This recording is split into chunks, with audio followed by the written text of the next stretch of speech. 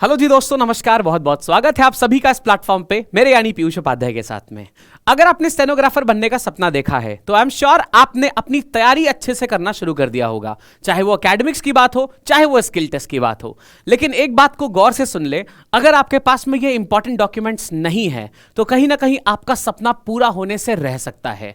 तो आज हम बात करेंगे ऐसे इंपॉर्टेंट डॉक्यूमेंट्स जो स्टेनोग्राफर को डेफिनेटली अपने पास में सुनिश्चित कर लेने चाहिए। अगर आप चैनल पे नए हैं तो सब्सक्राइब बटन पे टैप जरूर करिएगा, क्योंकि आगे आने वाले एग्जाम्स के ऐसे इंपॉर्टेंट डॉक्यूमेंट्स तो आपको जानने ही होंगे, तो यहां पे आपको वो चीज डेफिनेटली पता चल जाएगी। चलिए शुरुआत करते हैं सबसे पहले डॉक्यूमेंट से। तो बेटा सबसे पहली चीज जो आपको अपने पास में हमेशा रखनी है, अब यहां पे हम बात करेंगे कि एग्जाम एडमिट कार्ड जब आप लेने जाओगे तो उस क्षण से लेकर आपके सिलेक्शन तक आपको ये डॉक्यूमेंट्स अपने पास में रखने हैं। मैं बताता चाहूंगा कौन से वो डॉक्यूमेंट्स हैं। पहला है एडमिट कार्ड, जिसको हॉल टिकट भी कहते हैं। कुछ बच्चे कंफ्यूज हो जाते हैं, बार बार मैसेज करते हैं कि हॉल टिकट और एडमिट कार्ड सेम चीज होती है। बेटा दोनों सेम चीज होती है। अब आपको इसको ऑफिशियल एसएससी वेबसाइट से ही डाउनलोड करना है। कई बार कई सारे फ्रॉड्स भी देखे गए हैं। दूसरा, इसमें आपका नाम, roll number, exam centre, date और टाइम सब कुछ होना चाहिए। आप उसको पार्शियली काट के मत रखिएगा, ये सबसे बढ़िया एडवाइस है। उसमें पूरी चीजें मेंशन होनी चाहिए। फिर कह रहा है mandatory to carry a printed copy to the exam centre. आप प्रिंटेड कॉपी निकलवाइएगा, उसका फोटो कॉपी मत रखिएगा, ताकि उसमें जो इंक्स वगैरह है उसका कोई इशू ना हो। एसएससी ऐसा एग्जाम है जो छोटी छोटी बातों का बड़ा मुद्दा बनाता है और आपको किसी भी तरीके से वहां से एलिमिनेट करने में कोई कसर नहीं छोड़ना चाहते वो, इसलिए इन चीजों को ध्यान से समझ लें। सेकंड पॉइंट है वैलिड फोटो आईडी प्रूफ चाहिए, कोई इसमें से एक। ऑप्शंस में आपके पास में आधार कार्ड है, पैन कार्ड है, वोटर आईडी, ड्राइविंग लाइसेंस या पासपोर्ट। अगर आपके पास में गवर्नमेंट का इशू किया हुआ कोई कॉलेज आईडी या एम्प्लॉय आईडी है तब भी वो चलेगा। अब यहां पे नोट कह रहा है ID must match the name on your admit card. जो आपका नाम एडमिट कार्ड में लिखा हुआ होगा वही सेम नाम आपके जिस भी आईडी में है वही वाली आईडी आप ले जाइएगा। मान लीजिए आपका नाम आशीष है और आपकी स्पेलिंग ASHIS लिखी है एडमिट कार्ड में और AASHISH लिखी है आपके आधार कार्ड में, तो आप ये वाला मत लगाइएगा, वरना इस AA का इशू ये क्रिएट कर सकते हैं। ध्यान रखिएगा इसको। थर्ड कह रहा है पासपोर्ट साइज फोटोग्राफ्स मैंडेटरी होती हैं बेटा। 2-3 recent passport size photos, recent का मतलब होता है 3-4 महीने में खिंची होनी चाहिए, ठीक है। अब वो जो आपने एप्लीकेशन भरा था उसकी फोटो और जो आप कैरी करेंगे अपने साथ में उसकी फोटो मैच करनी चाहिए, अलग अलग नहीं चलती है। फिर required during document verification and sometimes at the exam centre. कई बार ना जैसे बच्चे ने शेव करा लिया बिल्कुल क्लीन तो पहचान में नहीं आते हैं, बॉयज का जनरली ये प्रॉब्लम होता है। हार्मोनल ग्रोथ की वजह से भी कुछ बच्चे काफी जल्दी में चेंजेस देखने को मिल जाते हैं, तो इसलिए जो भी आप फोटोज लगाएंगे वैसा ही फोटो आप अपने साथ में कैरी करेंगे एग्जाम सेंटर में भी। अगर रिक्वायरमेंट हुआ तो आप उसको प्रोड्यूस कर देंगे, वरना अपने पास रख सकते हैं। फिर बात करेंगे 4th नंबर पे एजुकेशनल क्वालिफिकेशन सर्टिफिकेट्स की। क्यों रहेगा ये देखिए, पिन्ड कमेंट है, keep original and photo copies ready for document verification. Document verification के लिए अपने पास में ओरिजिनल वाला भी चाहिए और उसका फोटो कॉपी भी चाहिए, दोनों चीजें चाहिए होंगी, सिर्फ फोटो कॉपी से काम नहीं चलेगा। 10th की मार्कशीट होना चाहिए, proof of date and birth के लिए ये मांगते हैं 10th मार्कशीट। 12th की मार्कशीट ये ऐसे ही देखते हैं क्वालिफिकेशन के लिए, और अगर आपने कोई और हायर क्वालिफिकेशन सर्टिफिकेट कोर्स कर रखा है तब आप उसको लगा सकते हैं। जैसे कई सारे एग्जाम्स में ITI और डिप्लोमा जैसी चीजें मांगी जाती हैं, तो वो उन एग्जाम्स के लिए रिक्वायर्ड है। फिलहाल आपको 10th और 12th का रखना होगा अपने साथ में।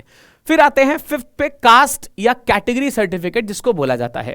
बेटा ध्यान से समझिएगा, जनरल वालों के लिए नहीं बनता है, बाकी लोगों के लिए बनता है। तो SC, ST, OBC, EWS, economically weaker section जो होता है ना, इन लोगों को अपने पास में एक वैलिड कास्ट सर्टिफिकेट बनवा के रखना पड़ता है।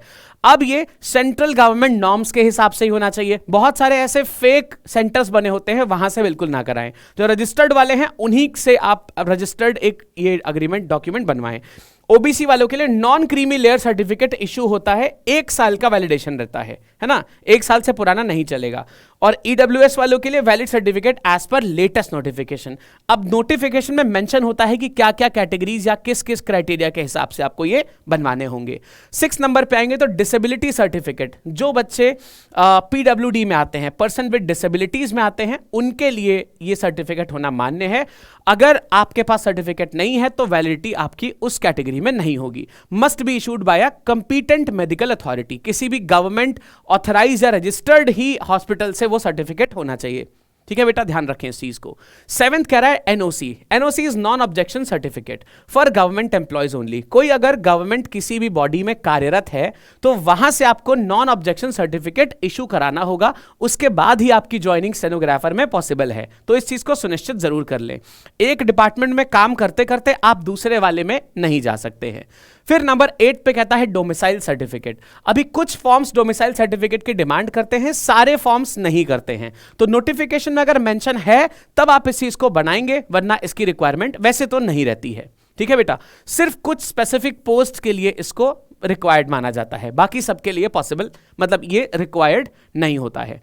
9th पॉइंट कह रहा है एफिडेविट। अब कुछ होता है ना कि जैसे मान लीजिए किसी बच्चे के 10th में कोई नाम अलग लिखा था, 10th में नेम अलग लिखा था, आधार में अलग लिख दिया, आधार में अलग है, और अब वाकई में यही चलाना चाहते हैं और आधार के ही साथ साथ उसने एप्लीकेशन फॉर्म में भी यही नाम लिख दिया। आधार और एप्लीकेशन में सेम है, 10th में नाम अलग था, तो इस चीज के लिए आपको एक एफिडेविट बनवाना पड़ेगा। ये एक वैलिडेशन होता है कि भाई हाँ, ये मैं सुनिश्चित कर रहा हूं कि ये तीनों आदमी मैं ही हूं। So if there is any discrepancy in your name across documents, मतलब नाम में अगर किसी में ए ज्यादा लगा हुआ है या किसी में ई जैसे कम लगा हुआ है, किसी ने मान लीजिए दीपक की स्पेलिंग DIPAK लिखी हुई है हमेशा से और कोई बच्चा DEEPAK लिख दे, तो ये डिस्क्रिपेंसी है, इसके लिए आपको एफिडेविट लगाना पड़ेगा। नंबर 10th पे बोल रहा है जब स्किल टेस्ट रिलेटेड डॉक्यूमेंट्स हैं वो क्या क्या चाहिए होंगे। SSC steno has a skill test, इसमें स्किल टेस्ट होता है, इसको शॉर्ट हैंड भी कहते हैं, है ना।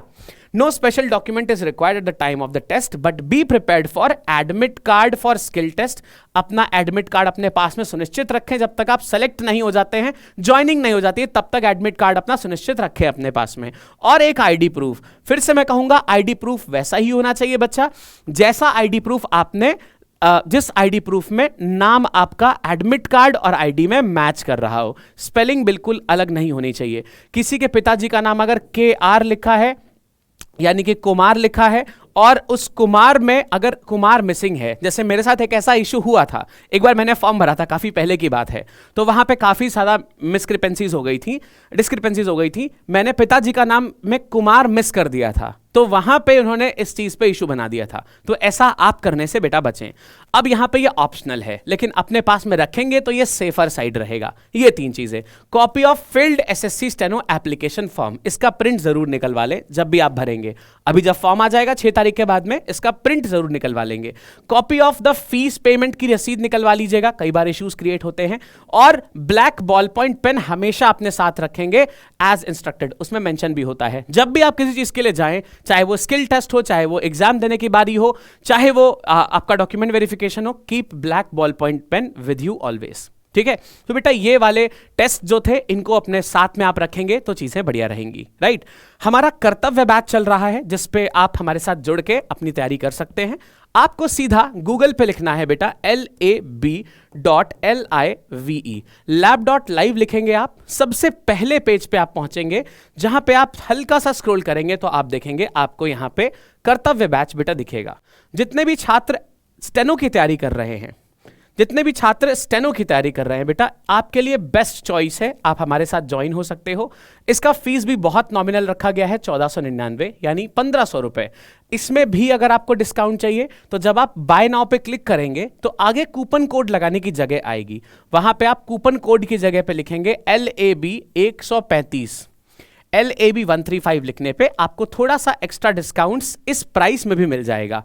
और हम ये बैच में स्पेसिफिकली सिर्फ स्टेनो के ही डेडिकेटेड चीजें पढ़ा रहे हैं, जिसमें हमारा टारगेट है कि 18 से 19 जुलाई तक हम पूरा सिलेबस कवर करा देंगे, साथ में रिवीजन भी कराएंगे, उसके बाद में मॉक पेपर्स भी लगवाएंगे। तो फुल फ्लेजेडली हम आपकी तैयारी कराने का सुनिश्चित कर चुके हैं। तो इसका पार्ट बनिए और मेक श्योर करिए कि आपके पास बहुत सारे डॉक्यूमेंट्स जरूर हों। All the best and thank you.